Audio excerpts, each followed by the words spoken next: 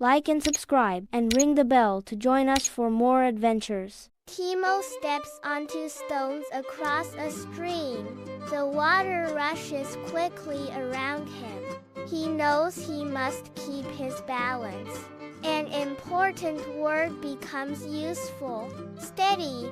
Steady means firm, balanced, and not shaking.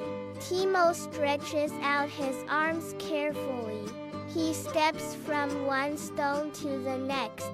His body stays calm and balanced. He reaches the other side safely. Timo remembers that being steady helps him stay balanced. He learns that calm movements can keep him safe. For more cartoon stories and advanced English vocabulary, and to build the skills you need for exam success, visit vocabcartoons.com. Cartoons, quizzes, and games that help you learn fast. Start free.